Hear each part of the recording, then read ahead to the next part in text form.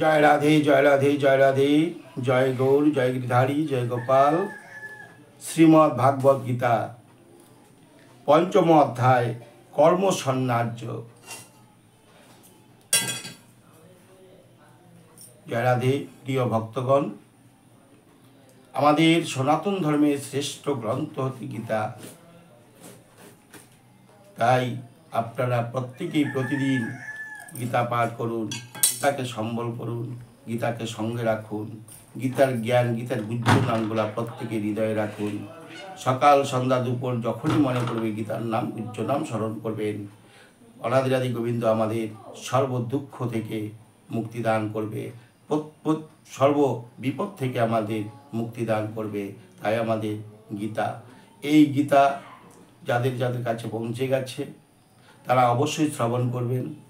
এই গীতা পাঠ শ্রবণ করে আমার এই চ্যানেলটিকে সাবস্ক্রাইব ও লাইক দেবেন, দিয়ে গীতা পাঠটা সম্পূর্ণ শ্রবণ করার চেষ্টা করবেন। জয় রাধে। শুরু করতে যাচ্ছি পঞ্চম অধ্যায়, কর্ম সন্ন্যাস যোগ, শ্রীমদ্ ভাগবত গীতা। অর্জুন বলিলেন, হে কৃষ্ণ, তুমি একবার কর্ম ত্যাগ করিতে বলিয়া আবার কর্মযোগকে শ্রেয় বলিতেছ। এই দুইটির মধ্যে যাহা শ্রেয় তাহা আমাকে সঠিক করিয়া বলো। শ্রী ভগবান বলিলেন, সন্ন্যাস ও কর্মযোগ দুইটি মুখ্যপদ। ইহাদের মধ্যে কর্মসন্ন্যাস হইতে কর্মযোগেই শ্রেয়।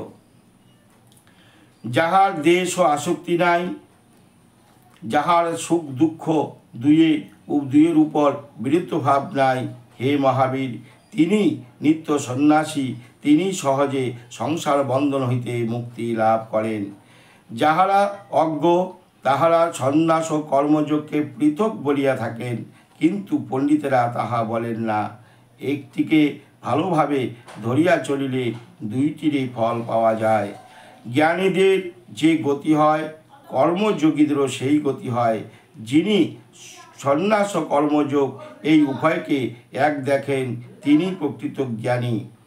হে মহাবীর, নিষ্কাম কর্মযোগ ছাড়া কর্মত্যাগ কেবল দুঃখজনক। কর্মযোগী কর্মযোগে সিদ্ধ হইয়া পরব্রহ্মকে পাইতে পারেন।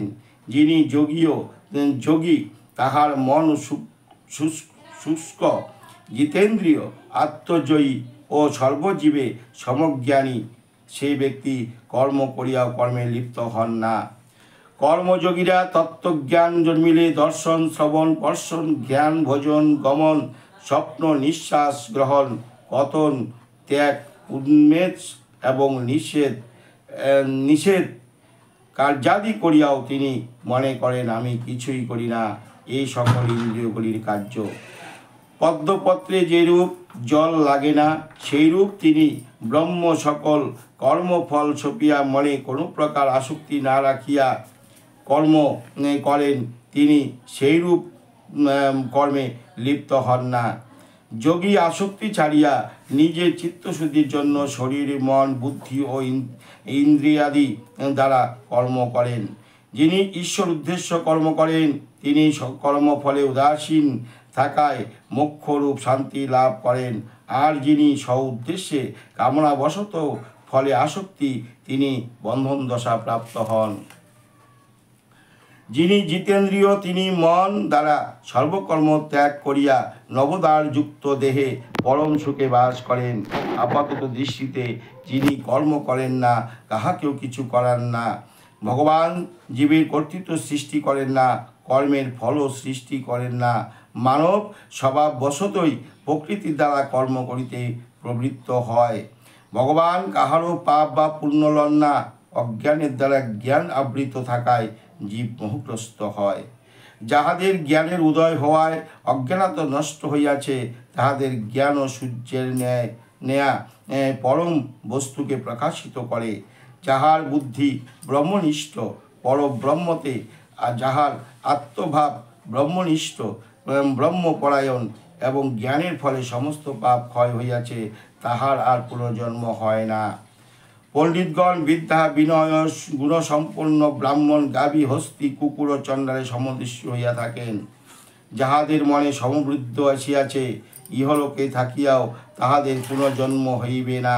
পরব্রহ্ম নির্দোষ এবং সমজ্ঞানী, তাই তাহারই ব্রহ্মেই অবস্থিত। যে যোগী ব্রহ্মকে জানেন এবং ব্রহ্মই যিনি থাকেন, তিনি প্রিয় বস্তুতে পুলকিত হন না, আবার অপ্রিয় কিছু পাইলেও মনোমধ্যে কষ্ট পান না। যিনি বাহ্য বিষয়ে আসক্তি ত্যাগ করিয়াছেন, তিনি আত্মবিষয়ক সুখ ভোগ করেন এবং ব্রহ্মের সহিত যোগ বলে ক্ষত্র হইয়া অসীম আনন্দ লাভ করেন। হে অর্জুন, ইন্দ্রিয় বিষয় হইতে যে সুখের উদয় হয় তাহা দুঃখের হেতু, তাই তাহা ক্ষণস্থায়ী। সেজন্য পণ্ডিত ব্যক্তি তাহাতে রত নহেন। ইহলোক এই শরীরে যে ব্যক্তি কাম ও ক্রোধের সহ্য করিতে পারেন, তিনি প্রকৃত যোগী ও সুখী। যিনি আত্মাতেই সুখ করেন, আত্মাতেই আরাম পান এবং আত্মাতে যাহার দৃষ্টি, সেই যোগী ব্রহ্মে মিলীন হইয়া নির্মাণ লাভ করেন। যাহারা পাপ পুণ্য সংশয় শূন্য সমাহিত চেতা এবং সর্বভূতিহিতে রত, তাহার ব্রহ্ম নির্বাণ লাভ করেন।